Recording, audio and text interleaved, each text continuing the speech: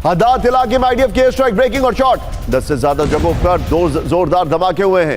IDF का दावा, Hezbollah के टारगेट हिट किए गए। अगली बड़ी खबर सीधे आई है, ईरान से शांति के बीच लेबनान पर बड़ा हमला, ब्रेकिंग और शॉट दिखाइए जरा। अल मंसूरी इलाके में इजराइल की भीषण बमबारी, ब्रेकिंग और शॉट। ये देखिए हिजबुल्लाह के कमांड सेंटर पर एयर अटैक हुआ है। एक और बड़ी खबर आई है जरा, लेबनान पर और एक आक्रामक हुए इजरायली हमले, ब्रेकिंग और शॉट। अल मंसूरी में लगातार हो रही है इजरायली बमबारी। ये देखिए जरा विजय, हम इसके 5 विंडो पर और इस खबर पर चैट करेंगे। UEM जयपुर एक आदर्श लक्ष्य है। भावी छात्रों के लिए अच्छी नौकरी, भविष्य के लिए तैयार कौशल के साथ अच्छी शिक्षा।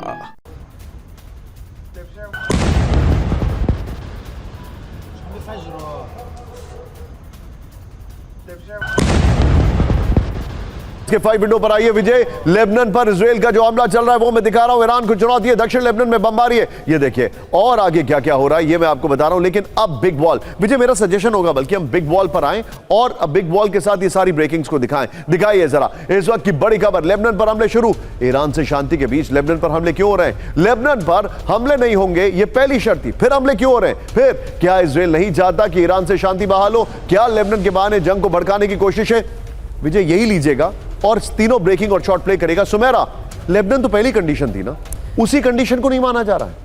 जी हाँ, और इसको लेकर लेबनान की तरफ से भी विरोध दर्ज कराया गया है कि आप अभी भी दक्षिण लेबनान में हमले कर रहे हैं। लेकिन आप इसको इस तरह से देखिए कि इजराइल और अमेरिका इधर ब्लफ करता है बार बार। डोनाल्ड ट्रंप कहते हैं कि ये होगा, हम हमले कर देंगे, वीकेंड पे बहुत ज़्यादा हमले किए जाएंगे, हम सिविल इंफ्रास्ट्रक्चर पर अटैक करेंगे, और फिर खुद ही वो एक सऊदी प्रिंस की कॉल का बहाना लेते हैं और फिर वो बैक ऑफ करते हैं।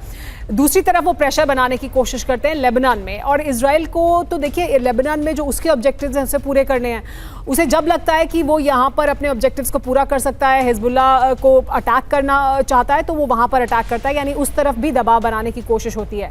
इसी को लेकर जो प्राइम मिनिस्टर ऑन है, उन्होंने कहा है कि अगर ये हमले होते रहेंगे तो सीज फायर होल्ड नहीं करेगा। अगर सीज फायर होल्ड नहीं करता है तो ये ईरान के लिए अच्छी खबर है, क्योंकि उस सीज फायर को ईरान कभी भी समर्थन नहीं कर रहा था।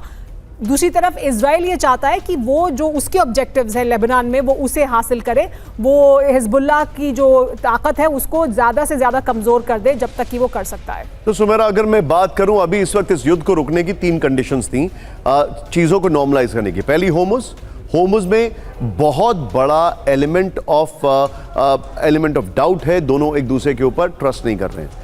दूसरी थी लेबनान, जहां पर फिर से हमले शुरू हो चुके हैं। और तीसरी हमास का डिसआर्मामेंट, जहां पर साफ दिखाई दे रहा है कि वो कहते हैं कि आप पहले पीछे हटिए और ये कहते हैं पहले आप डिसआर्म करिए, और वहां पर भी चीजें जस की तस अटकी हुई हैं। Sumera, thank you very much for joining. Sumera को आप सत्ता में जरूर देखेगा 7 बजे, हमारा बड़ा अच्छा फ्लैगशिप शो है और उसमें सारी खबरें आपको बड़ी डिटेल एनालिसिस के साथ मिलेंगी। Sumera, thank you very much for joining.